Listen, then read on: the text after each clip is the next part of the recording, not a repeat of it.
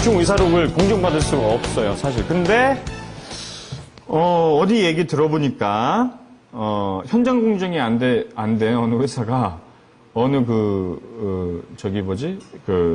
공정실에 얘기를 해보니까 전원이사의 뭐 인감증명서, 그 다음에 상장법인의 뭐 증명서 이것만 가져오면 주총 의사록을 공증해주겠다는 데가 있대요. 서울 여기 뭐 있다고 하더라고요, 공정실이. 근데 그거 위법이다, 있을 수 없다. 그래서 만약 상장사 같은 경우만 주총하는데 공증이 필요하다면 미리 현장 공증을, 요즘 현장 공증을 대부분 다 하니까요.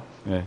그러니까 만약 놓친 부분, 다만 이제 나중에 문제되는 점이 주총 의사록을 만들었는데 회사에서 만들어서 이제 공증까지 받아놨는데 그 의사록을 만들다가 빠뜨리는 경우가 있잖아요. 예를 들어 이사 선임 뭐 다 적었는데 감사 선임 부분을 예를 들어 빠뜨렸어요. 그랬을 때 이제 어떻게 하느냐, 그런 문제가 발생했는데 그때 뭐 일부 주주의 아니면 뭐 다시 주총을 열어야 되냐 이런 문제도 발생하거든요. 예를 들어 상장사 같은 경우야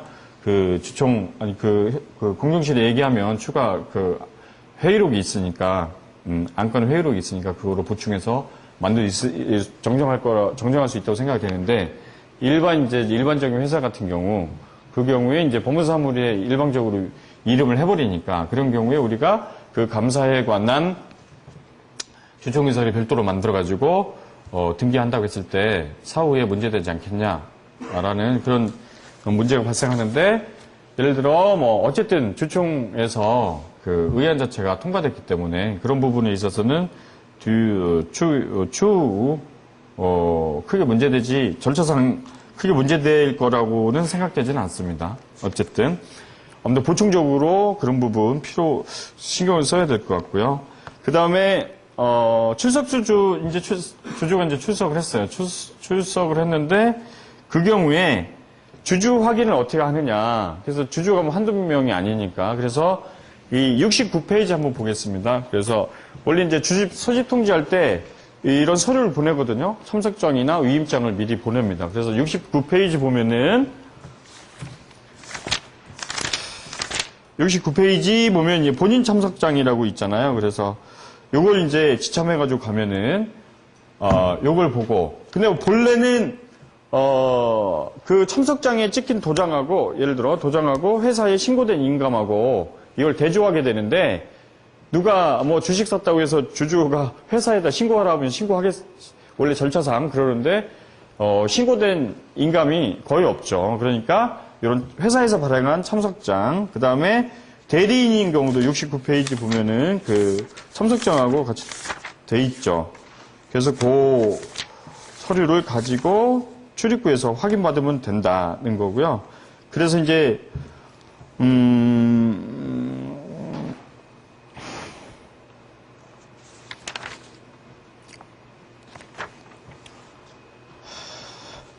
그래서 이제 본인 확인은 그렇게 하고 대리인이 출석한 경우는 이 신분증 확인 절차 외에 위임장에 날인된 주주인감하고 신고된 주주의 이제 신고인이 동일한 인조에 대해서 확인한다. 그래서 최근에 어느 보니까 그거 플러스 이제 경영권 분쟁이 생겨가지고 임시주총이 열렸는데 주주 확인을 출입 통제를 하는데 뭘로 또 출입을 통제하냐면 신분증 사본을 가져오라는 거예요. 거기에 신분증 사본이 없는 대리인은 못 들어가게 하는 거예요, 본인의. 그렇게 이용되기도 한다, 이런 부분이 뭐 분쟁이 있을 때는. 그 다음에 이제 총회에서 이제 의장이 이제 개회 선언하고 예를 들어 발행주주 총수 총주주하고 의결권 있는 주식, 그 다음에 그 주주수를 이제 보고하게 되죠. 그 다음에 의안 들어가기 전에 이제 보고사항이 있고 의안이 있는데 이 보고사항하고 의안 부분에 대해서 이 방가로 5번 보고사항에 처리해서 보고사항 감사의 감사보고 영업보고 순으로 진행한다. 그래서 요 중간에 보면은 실무에서도 보고사항이란 별도의 제목을 두고 감사보고와 영업보고를 부의안건 앞에 두고 있는데 회사에 따라서는 회의 목적사항 안에 소항목으로 부의안건을 구분하고 있는 경우와 아예 별개로 뭐 하는 경우 이게 뭐 뭔 얘기냐? 이게 76페이지를 보겠습니다. 76페이지.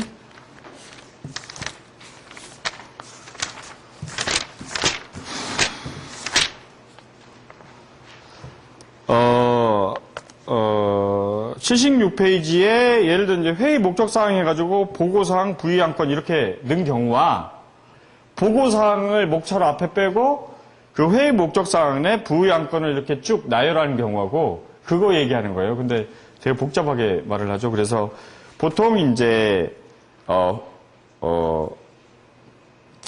보고사항을 앞에 넣는 경우가 많다는 겁니다.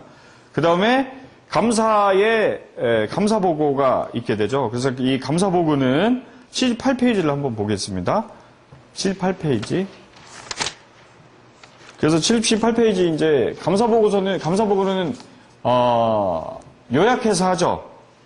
그래서 뭐 회계, 업무, 장부, 대차대표, 손익계산서 그 기재에 관한 부분, 이익이익여금 이익이익여금이 있으면 이익이익여금 처분에 관한 부분, 영업보고서에 관한 사항, 그래서 누구, 주식회사 누구, 감사 누구, 이렇게 감사보고를 간략하게 하게 됩니다. 그 다음에, 자본금, 상장법인하고,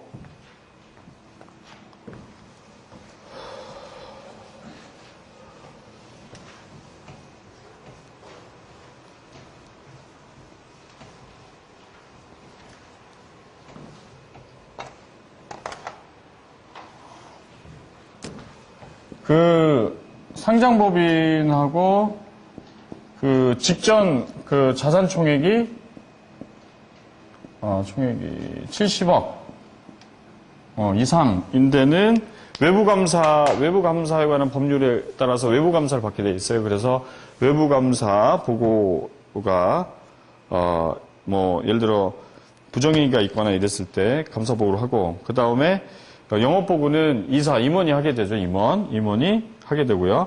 영업보고서 작성할 때 그 보고서 기재사항, 요거는 한번 79페이지를 보겠습니다. 79페이지.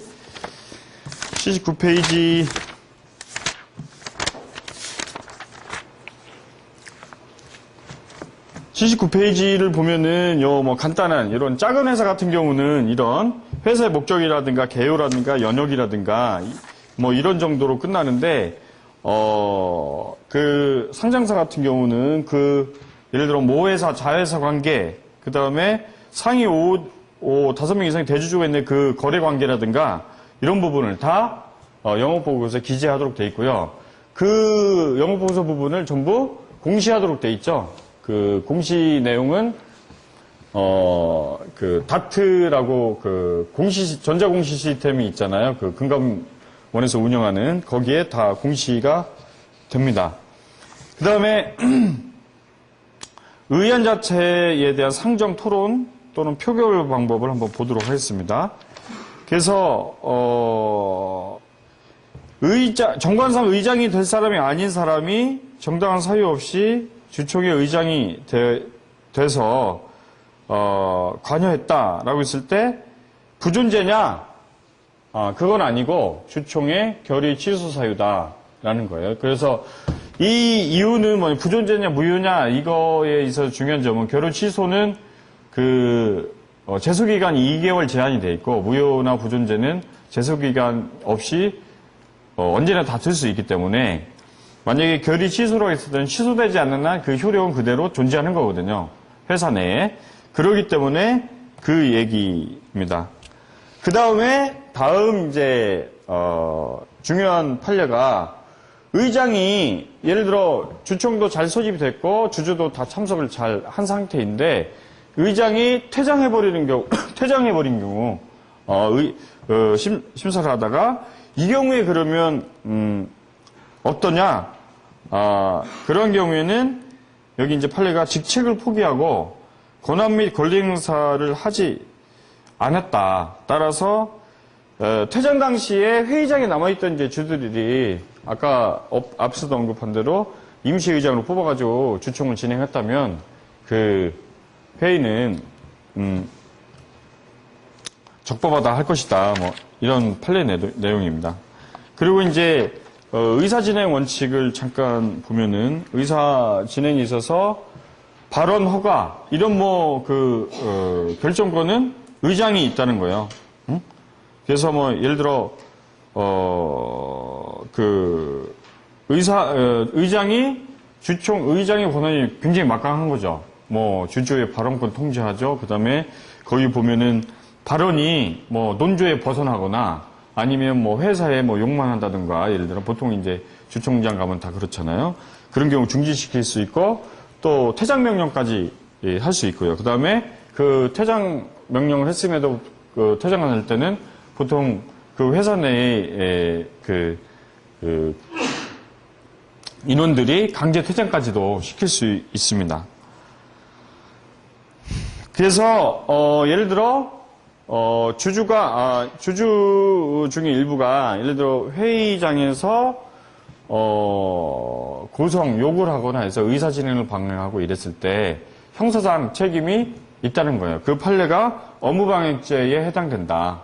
그래가지고 총회에서도 분이 안 풀려가지고 그 주주는 또 분이 안 풀려가지고 회사에 치고 올라가가지고 본점 대강당에서 하는 경우가 많잖아요. 그러니까 본점 경영 지원실 들어가가지고 회계장부를 다 뒤져가지고 나왔다. 이런 사람 있습니다. 그랬을 때는 또 형법 방시수색죄라고 있는데 그 죄형에 해당된다. 그러니까 아마 그런 질문을 할 겁니다. 그 고객이 의뢰인들이 그래서 업무방해죄 형사상으로 방시수색죄에 해당이 된다는 겁니다.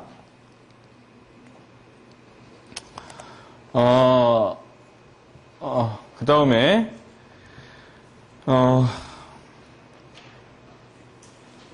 주주 발언에 대해서 어떻게 하느냐 이거는 한번 읽어보시면 되겠습니다. 그래서 여기에 이제 오타가 하나가 있는데 절차 중간에 보면 상법 372조 조문이 있는 거 있거든요. 거기 보면 절차적 동의 중에 총회 의사결정 요한은 영기 속행의 동의, 의장 불시임 동의는 총회에 부의하여 가부를 결정하는데 이때 영기나 속행이나 이런 부분 의장 불심이나 이거는 총회 내에서 결정하는데 의장 불신임 동의가 적법하게 제출될 경우에는 의장 교대하지 아니한다. 이게 부적법하게 제출될 경우인데 부자가 이게 오타입니다. 그리고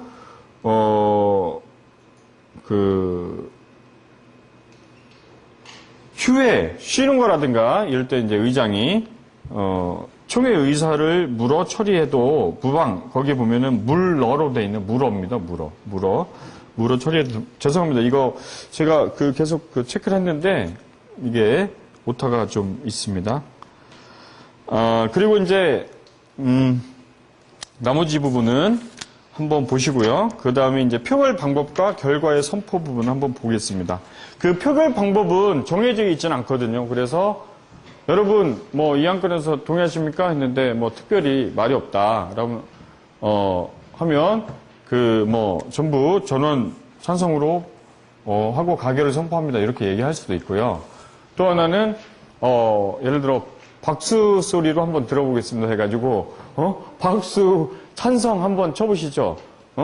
반대해가지고 박수 소리로 기준하는 건 안 된다 하더라도 그 분위기, 회의장 분위기를 봐가지고 그러니까 첨예하게 대립되지 않는 안건에 대해서는 의장이 알아서 판단해도 된다는 겁니다. 원칙적으로. 그래서 그거의 선택은 거수로 할 수도 있고 기립 박수로 할 수 있다는 거고요. 그리고 그때 이제 주의해야 될 점은 반대 주주가 있는지 없는지, 반대 주주가 있는데도 불구하고, 전원의 동의로 이런 거는 절차 위반이 될 수 있다는 거예요. 그래서 반대 주주가 없는지, 중단되거나 했을 때 임시의장을 추대해가지고 의안을 그대로 가결할 수 있다는 겁니다. 그때는 의장 자체가 부당하기 때문에, 그 다음에 정관에 우리 주총은 서면 결의할 수 있다고 했잖아요. 서면으로 주총에 참석하지 않고도 서면을 통해서도 의사결정을 할 수 있는데, 그 경우에, 주총 소집을 그러면 하지 않아도 되냐? 예를 들어, 총회장도 장소 잡지도 않고, 그게 아니고, 그러한 경우에도 주주에게는 선택권을 줘야 된다는 겁니다. 해석이.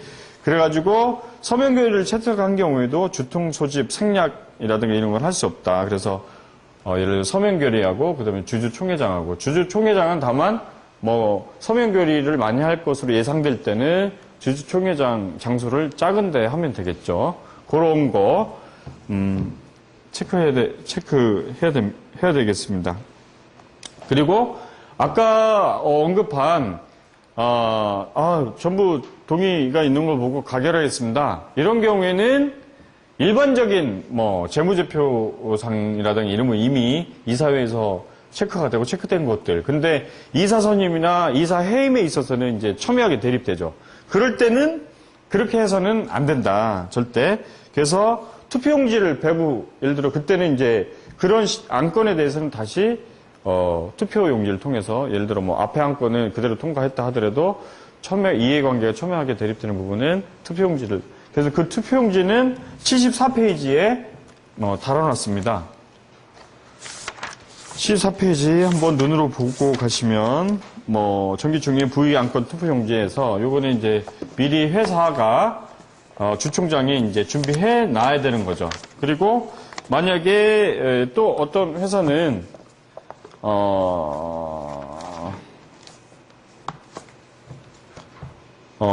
그 표 들어갈 때 대리인인 경우고 본인인 경우고 들어갈 때 표를 줘가지고 그거를 이렇게 찬반 투표하는 데 쓰도록 하는 경우도 있더라고요. 그래서 이제 안건이 미묘한 경우는 투표용지를 통해서 한다. 그 다음에 그 표결결과 선포할 때 분명한 표현을 써야 된다. 예를 들어 보통 결의사항 4분의 1 이상 2분의 1 찬성으로 가결됐으면 선포합니다. 이렇게 의장이 됐을 때 분명한 표현으로. 그리고 의안을 상정하고 그 다음에 개회하고 폐회하고 이런 부분 전부 의장의 권한에 속한다. 네. 그 다음에 의안에 토론을 붙일 수도 있고 그 다음에 그 질문이 꺼냈을 때 의장은 거기에 대해서 설명을 할 수도 있고요. 그건 이제 의장이 선택할 문제고, 그런 내용들이, 있고, 그 다음에 이제 총회의 연기와 속행을 보도록 하겠습니다. 요거는 10분 쉬고 여기서부터 다시 들어갈게요. 책을 가지고 돌아다니는 친구들 보죠? 판매하는 사람들이 값이 5만 원 이상 넘어야 판매가 자기들 이제 거기에 마진이 붙기 때문에 일부러 출판사에서 그렇게 요청을 하는 게 돼요. 두껍게. 그래서 저희 여기 만들어지는 책들도 되게 상업등기나 제가 좀 이런 거 좋은데 이것도 한번 팔아보라고 했더니 싫다고 하더라고. 얼마에 파실 건데요? 7,000원 정도, 10,000원 이 정도면 어떠냐 했더니 자기들 남지 않는다고 그런다고 하더라고. 그래서 일하는 데 있어서는 핵심적인 부분이 중요하잖아요. 두꺼운 것보다도. 그런데 그런 부분에 대한 부담을 덜어주기 위해서 가족관계법은 잠깐 저희가 이제 내부적으로 교육했던 자료가 있는데 그거 잠깐 설명드리고, 전자등기는 제가 전국에 전자등기로 강의 횟수 1등인데요. 강의 수없이 해봤는데 수백 번 했어요. 수백 번 했는데 얼마 전에 남부에서도 강의를 하는데 이명석 법무사님과 오늘 안 오셨는데 그분도 직접 가르치고 해봤는데 보니까 나중에 등기하려고 할 때 무서워가지고 예를 들어 등기 필정보 한번 세 번 받죠. 세 번 받잖아요. 세 번 이상은 다운로드 안 되잖아요. 등기 필정보. 예. 그러다 보니까 한 번 받아가지고 열었는데 오류 날 수 있거든요. 그 경우 이제 두려운 거야. 두 번째 받을 때는 떨고 있더라고. 예를 들어. 그래서 그런 거 두려워하지 마시고 예를 들어 과감하게 하다 보면 굉장히 신속하게 일 처리할 수 있습니다. 그리고 특히 근저당 말소도 이제 되니까 그것도 이제 스캔 떠가지고 되는 거니까 이따 잠깐 설명드리겠지만, 그래서 전체적인 부분을 한번 확 눈에 보이시면 가서 하실 수 있을 텐데, 지금 컴퓨터가 이 비스타, XP가 아니고 비스타여가지고, 이게 조금 약간 오류가 나네요. 어쨌든, 토요일 날도 9시에서, 저녁 9시까지는 입력이 됩니다. 그래서, 주말에도 한번 연습하시고, 그래서 그 정도 오늘 강의를 준비했습니다. 그래서, 상당히 좀 부담스러운 이사회 주총 부분도 하루 종일 해도 어려운 부분인데 줄여가지고 가고 있는데, 어쨌든 유익한 시간이 됐으면 좋겠습니다. 그래서 계속 하건대, 또 질문사항이 많았던 것이, 사전에 이제 강의하기 전에 질문표를 이렇게 받아보니까, 총회하고, 총회에 연기회하고 이제 개석회에 관한 질문이 있었습니다. 그래서 연기라는 거는, 총회 소집이 돼가지고 의장이 의안 심의 들어가기 직전에 그걸, 옮기는 거죠. 시간을, 며칠 후로 옮기든가, 이런 거. 근데 의안의 심사 중에, 예를 들어, 이사 선임에 있어서 이제 분쟁이 발생했습니다. 근데 이게 난리가 난 거예요, 대주주 측하고 또 경영권 침투 측하고 난리가 났을 때 그 경우에 휴회하고 그날 하지 못하고 다음에 또 연기해서 진행을 했을 때 그거 계속회, 그래서 계속한다 해서 계속회 또는 속행회 이렇게 표현을 합니다. 그래서 연기회, 속행회. 그래서 여기서 연기회, 속행회를 따지는 이유는 중요한 점이 뭐냐면 소집 통지를 또 해야 되냐 문제예요. 소집 통지를 또 2주 전에 또 총회를 또 진행해야 되잖아요. 그랬을 때 또 통지해야 되느냐. 통지하지 않아도 된다. 보통 연기회나 속행회를 할 때 다음 총회 일시를 보통 통지를 하거든요. 그리고 또 하지 않은 경우에 그러면 그날 이제 총회에서 다음에 일시와 장소를 통지하지 않은 경우에 그러면 2주를 또 지켜야 되느냐 이런 문제가 또 발생하지 않습니까? 근데 그때는 다음 페이지 보면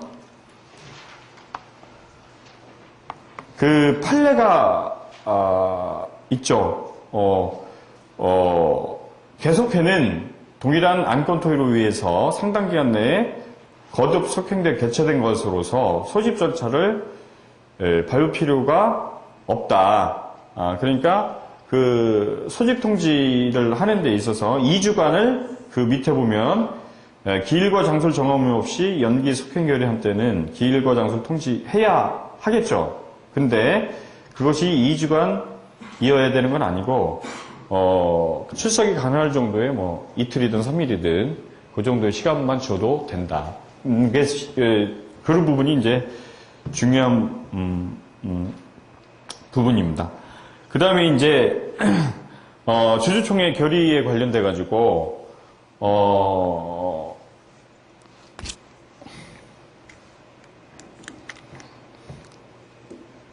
주주총회에 관련돼 가지고 이제 그 절차가 수입 통지나 수집권자가 아닌 자, 또 부당한 부분, 이런 부분에 대해서 다투는 구제 절차가 상법상에 마련되어 있어요. 그래서 그 예를 들어 세 가지죠.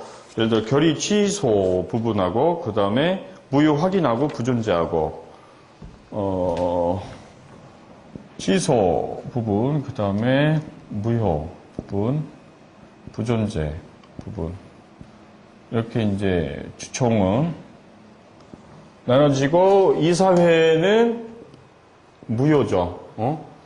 무효. 여기는 취소, 무효, 부존재 경우의 케이스별로 이렇게 나눠져서 구제 절차를 규정하고 있는 반면에, 이사회는 그런 절차 없이 절차 위반이 있다든가 이랬을 때 무효다 바로. 이렇게 차이가 있습니다. 그래서 여기에 보면은 결의 취소 대상이 되는 거는 소지권자 없는 사람이 했다든가, 그 다음에 41페이지 보면 주주 아닌 자가 결의에 참가하거나, 그 다음에 그 명의계서에 불응 회사가 명의계서 해주지 않은 상태에서 주주 명부에 등재되는 사람한테만 하는 경우, 이런 경우 다 내부적으로는 되게 무슨 문제가 있는 거예요. 그래서 명의계서를 해주지 않는 경우, 그래서 그 다음에 이제 앞에서 언급한 대로 주주주의 다툼이 있는 경우에는 소집 통지 생략은 정당하다. 그 다음에 결의 요건 위반으로서 특별 이해관계에 있는 의결권 행사라든가, 그 다음에 불공정한 의사 진행, 예를 들어 주주 출석이 곤란한 시간, 장소, 예를 들어 밤, 야간, 새벽에 4시에 주총을 하자라고 한다든가 이랬을 때는 불공정한 사안이 된다는 겁니다. 그래서 요거는 이제 결의 취소는 결의일로부터 2개월 이내에 된다는 거예요. 그래서 결의를 2개월을 넘어버리면 다툴 수가 없어요. 그래서 그 경우에 의뢰인이 물어보잖아요. 2개월이 넘었어. 그걸 다투고 싶은데. 그랬을 때는 무효 사유가 있는지 부존재 사유가 있는지 검토를 해야 된다는 거예요. 그래서 무효 다음에 결의 무효 확인해서 보게 되면 여기 예 중에 하나가 과다한 이사의 보수입니다. 회사의 재정 상태라든가 매출 상황, 수익 상황으로 봤을 때는 문제가 될 수 있다라고 했을 때 이 이사의 보수 부분이 그런 부분은 그 결의는 무효 사유가 된다. 그 다음에 재소권자는 소의 이익이 이거 오타인데 없는 자가 아니고 있는 자죠. 있는 자가 된다. 그 다음에 결의 부존재는 뭐, 이사결의 자체가 없는 거, 소집권은 없는 자가 뭐, 주총을 소집한다든가, 이러한 경우에, 무효, 아니, 부존재 사유가 된다. 그래서, 이런 거는 나중에 이제 회사에서, 다투는 절차를 물어보는 경우가 꽤 있어서 우리가 세부적으로 알진 못한다 하더라도 그 사유별로 그 다음에 취소가 안 된다고 했을 때 무효와 부존재를 검토해서 확인해 봐야 된다는 겁니다. 그 다음에 이제 주주총회 종결 후의 절차로는 뭐 의사록 작성하는 거, 의사록 작성에 있어서 이사감사 뭐 날인하고 공증받는 거는 이사감사에 인감증명서 필요한 게 아니잖아요. 주주잖아요, 주주.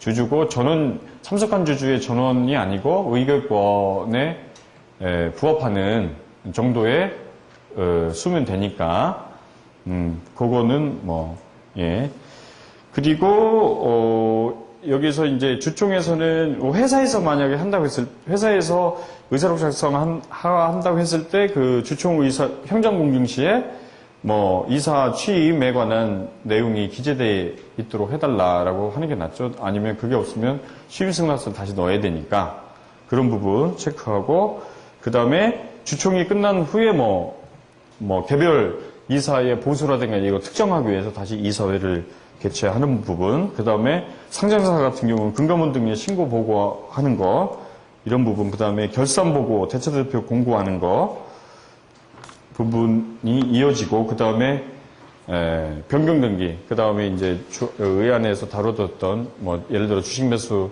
선택권이라든가 이런 거 등기사항이잖아요. 그런 경우 체크해가지고 등기하고, 임원 보선 문제라든가 이런 부분 체크하면 되겠습니다.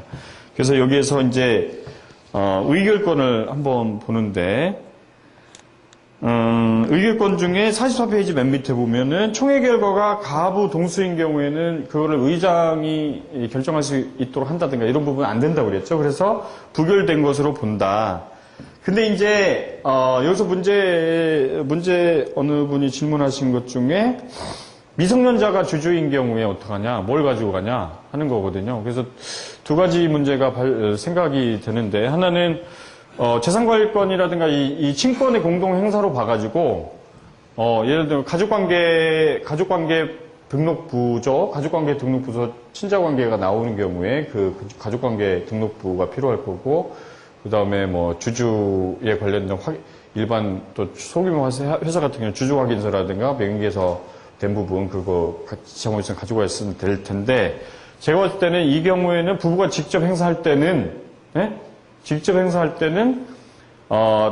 7살, 6살짜리한테 주식을 뭐 처분했다든가 이랬을 때는 뭐 그렇게 행사하는데, 예를 들어 우리 민법 몇 조죠? 몇 조에 보면은, 법정 대리인의 동의를 얻어서 미성년자의 법률 행위를 하도록 돼 있습니다. 그래서 동의를 받거나 처분된 재산, 그러니까, 고등학생인데 미성년자잖아요. 근데 그 경우에 이거 한번 너 주식 투자 한번 해봐. 그래서 얘는 주식을 샀어요. 그 처분. 그랬을 때는 직접 할 수도 있다. 그래서 사안 한번 봐야 될 것 같습니다. 그 사안별로, 그게 이제 어떻게 법률행위가 그거를 한번 미성년자인 경우에 그거 한번 체크해 봐야 될 것으로 판단이 됩니다. 그 다음에 46페이지를 나머지는 한번 읽어보시면 될 것 같고요. 46페이지 특별이해관계인이 있는 경우에 특별이해관계인이 주주로서 이사로서 예를 들어 뭐 주식을 갖고 있는 경우에 이해관계가 있다라고 했을 때 그러면 자기 주식을 다른 사람한테 대리 이렇게 행사할 수 있느냐? 그거 안 된다는 거죠. 그러면 그 특별관계 이해 있는 사람이 그러면 자기 건 대리는 못 시키는데 남 주식을 대리받아가지고 대리 행사할 수 있냐? 그것도 안 된다는 거예요. 어쨌든 그 사람은 특별이해관계인으로서 타인의 대리를 받거나 자기 거를 대리하거나 이거 전부 허용하지 않는다. 그 얘기입니다. 거기 46페이지 이해관계 있는 경우 대리 행사도 제한되고 대리인으로도 행사하지 못한다. 이 부분이. 그 다음에 특별 이해관계 있는 주식수, 발행주식 총수의 계산이 된다. 하지만 의결권에는 산입되지 않는다. 의결권 없는 주식은 발행주식 총수에 포함되지 않는다. 의결권 없는 거는 그렇게 구분을 하시면 되겠습니다. 그 다음에 이제 뭐 의결권 대리 행사에 있어서 의결권 불통일 행사 이거는 거기 이제 상법 규정에 47페이지 셋째 줄에 보면 회사는 주주가 주식의 신탁을 인수하였거나 기타 타인을 위해서 주식을 가지고 있는 경우 외에는 의결권 불통일 행사를 거부할 수 있다. 그러니까 내가 갖고 있는 10개를 7개는 찬성, 3개는 반대 이렇게 구분해서 선택할 수 있는데 회사가 그걸 거부할 수 있다는 재량권이 있어요. 근데 신탁을 해놓은 경우 예를 들어 미래에셋의 펀드를 보통 들으셨다. 그럼 미래에셋은 A, B, C 여러 명의 어떤 펀드를 갖고 있잖아요. 이거를 만약에 불토리 행사하겠다. 연기금으로 받은 거하고 모기업으로 받은 그 펀드금에 대해서는 분리해서 실질 주주가 원하는 대로 하겠다. 이거는 회사가 재량적으로 할 수 없다. 거기에 따라서 불통일 행사할 수 있다. 그런 내용입니다. 그래서 오늘 이제 이사회 주총 부분을 이 정도 마무리 짓고, 그 다음에 참고 자료는 제가 주총 이사회 내 위원회 비교 부분하고요. 그 다음에 주주총회 이사회 비교 부분, 그 다음에 주총 주요 절차, 그래서 임시주총하고 정기주총하고 구분해가지고, 이렇게 참고해가지고 리스트를 만들었습니다. 그래서 오늘 이제 공부하시고 또, 필요할 때 참고하시면서, 업무에 도움이 되셨으면 합니다.